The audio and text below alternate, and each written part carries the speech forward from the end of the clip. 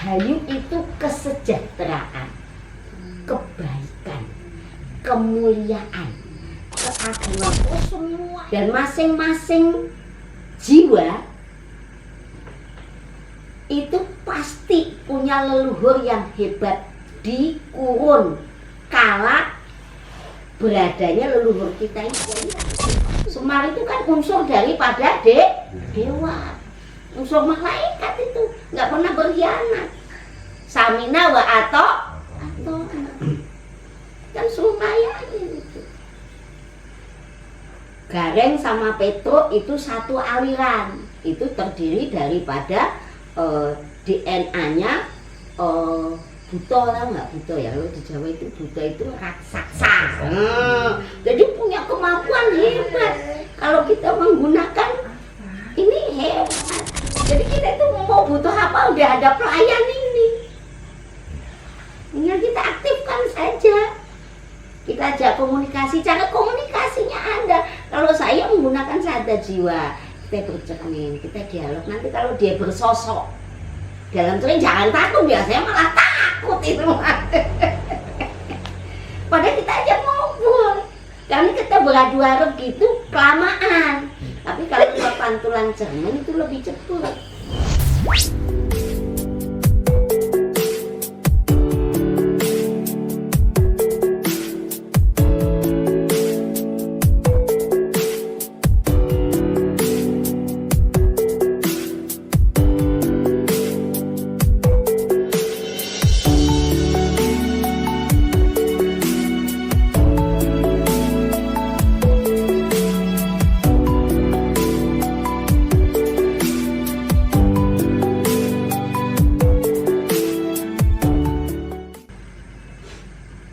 Jadi Bawono itu alam semesta ini menjadi Rahayu. Inti daripada Rahayu tahu nggak? Apa coba? Oh Rahayu Sagung Dumadi gitu. Rahayu itu kesejahteraan, kebaikan, kemuliaan, keagungan, semuanya yang indah-indah termasuk masuk ke dalam Rahayu. Sagung Dumadi. Sagung itu semua hal yang terjadi. Ya, lebih luas itu, lebih dalam. Jadi intinya kalau nanti mau ingin camp harus siap semuanya. Karena apa? Ya kita benar-benar harus memahami diri. Kenapa Ibu mau ke sana? Nah kan kita bisa komunikasi. Semua yang berjiwa, yaitu kromosom kita aja sekarang secara sains udah bisa. Semua yang punya keilmuan tentang sains bisa baca. Oh ini kromosomnya ini, oh dulu leluhurnya ini si ayah. Oh terdekatnya ini yang berjaya ini ada itu. Dan kita itu lebih cepat berdaya guna, bukan jadi negatif ya, berdaya guna itu berguna gitu ya. Daya guna itu kalau kita mengikuti sejarah, dan kita kan kalau orang Jawa kan ada yang dampingi nah, itu dari leluhur kita daripada leluhur orang lain. Itu lebih cepat. Dan masing-masing jiwa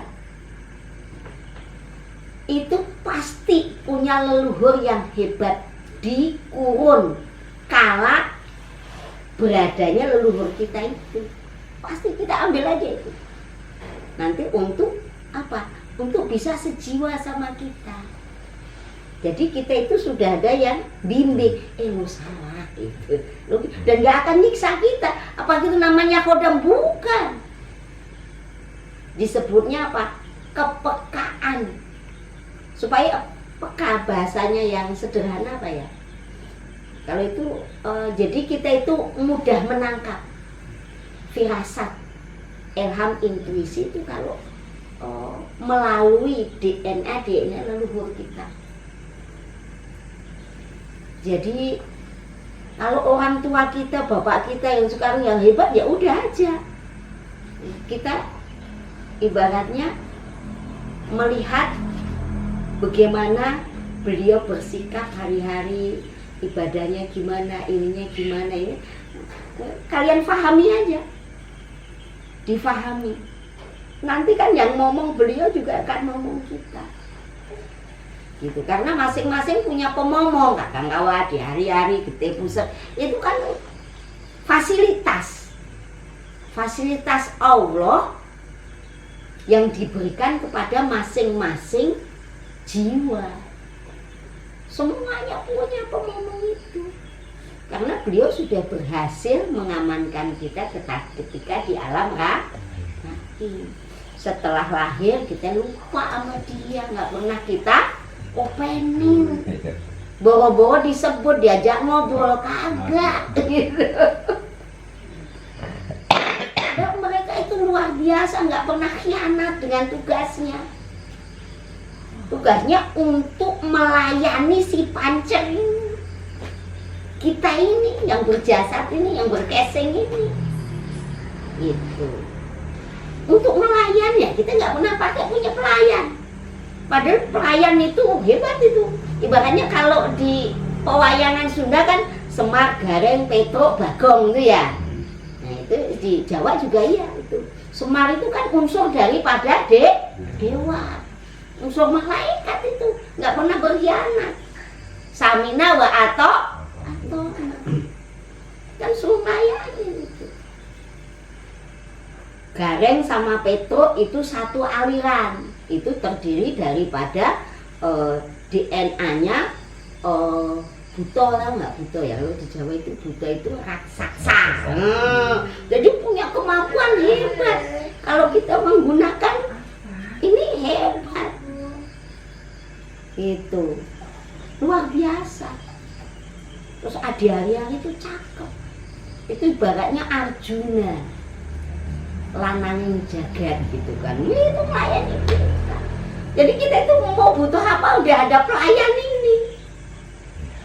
Tinggal kita aktifkan saja. Kita ajak komunikasi, cara komunikasinya ada. Kalau saya menggunakan sadar jiwa, kita bercermin, kita dialog. Nanti kalau dia bersosok dalam cermin, jangan takut, biasanya malah takut itu. Padahal kita aja ngobrol. Karena kita beradu-adu gitu kelamaan. Tapi kalau kita pantulan cermin itu lebih cepat. Kalau berubah bedanya. Ya itu saudara kita. Asal ganteng gitu. Iya, itu berarti yang hadir adik kita. Adi Aryani itu ganteng. Kalau Kakang Kawah itu dia raksasa. Gitu. Ibaratnya dia garda terdepan kalau ada bahaya. Makanya salah satu daripada yang ikut camp itu kan pernah kecelakaan tapi nggak ada apa-apa. Itu deh saudara kita sudah jadi garda terdepan, dia nggak ada, malah yang nabrak yang luar biasa kerusakannya, dirinya maupun kendaraannya. Nah itu seperti itu karena sudah aktif. Jadi bukan toh semaunya, emergensi juga itu dibutuhkan, maju dia. Tapi kalau nggak pernah kita sebut, nggak pernah kita panggil, nggak pernah kita ajak komunikasi, ya dia di tempatnya, di 4 penjuru mata angin gitu. Tinggal kita panggil. Makanya dengan meditasi itu kita aktifkan supaya kembali lagi melayani kita, karena tugasnya selaku pelayan. Hebat gitu, sudah memenangkan pertarungan dengan sekian juta sperma. Yang menang kan satu, udah menang, lah dikasih hadiah itu pelayan. Jadi mulai positif itu kita udah dapat pelayan.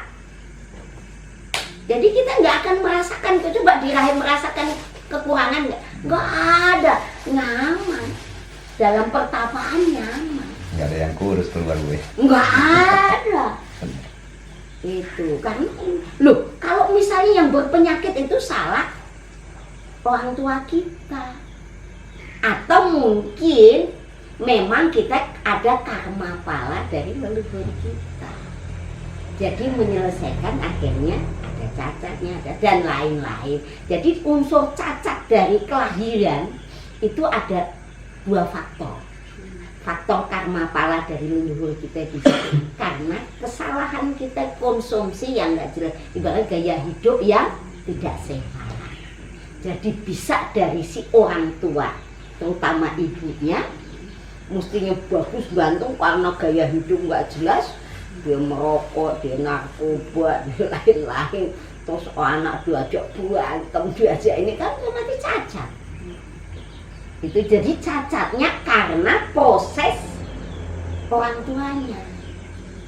Tapi ada cacat karena sudah dari blueprintnya. Oh ini karena kamu begini jadi nanti ada keturunannya. Ya nggak apa-apa siap. Ya udah tak ambil dulu ininya. Ini tinggal yang terus ya ada perjanjian gitu. Makanya ada kisah-kisah kayak timun emas apa segala macam itu sebenarnya kisah teman kan sudah dirusak-rusak gitu loh. Itu padahal perjanjian dengan sesuatu itu tetap akan ada imbasnya gitu. Padahal keturunannya kan nanti kalau lahir ini jadi makanan saya ya wah gitu. Akhirnya ada rasanya itu akhirnya ikhtiar begitu ya. Tapi itu sudah di enggak yang aslinya enggak gitu. Seperti itu. Sang Kuryang itu juga asli ceritanya enggak gitu. Enggak gitu. Jadi itu sudah dirubah-rubah, masa iya ininya seneng sama ibunya gitu kan. Jadi akhirnya membela yang itu yang penyimpangan perilaku gitu kan. Karena Sang Kuryang juga iya seneng sama ibunya gitu kan. Menikahi ibunya dan lain, jadi membenarkan yang tidak benar padahal keyakinan sebenarnya nggak seperti itu gitu, seperti itu karena orang-orang dahulu itu sangat-sangat memahami dirinya dan tugas masing-masing, jadi nggak ada yang bermasalah gitu untuk yang lain-lain itu bersahaja ya. Sekarang itu kalau kita lihat yang masih asli ya, yang ininya itu Baduy ya, Baduy dalam.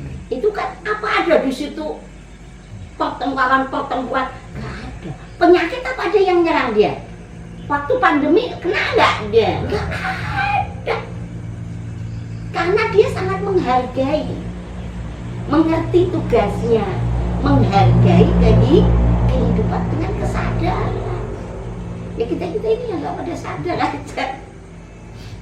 Yang nggak pada sadar, nggak ada itu masuk ke Baduy, nggak ada. Duh, terus kok Yamin, nawan tiba saja untuk ini kelilingan energi alam semestanya sudah membackup. Gitu. Misalnya kayak ibu, misalnya kayak tadi itu si Evi. Gimana sekarang ada sudah dirasakan ada nyamannya nggak? Ada insya Allah. Adanya gimana? Kepala nggak terlalu ngembang. Ya, terus? Jadi kayak ada sirkulasi. Ya, yang saraf kecepetnya? Masih ada, Tapi nggak sesakit yang. Kan itu luar biasa. Padahal dia berobatnya sudah kemana? Mana? Apalagi nanti kalau bisa meditasi dengan baik, menyadari diri kita, udah bisa ngobatin sendiri. Kayak Nani misalnya ikut camp, itu bisa untuk ngobatin orang, nolong orang apa bisa karena kita sudah bisa mencipta. Jadi bukan meminta, karena memang kita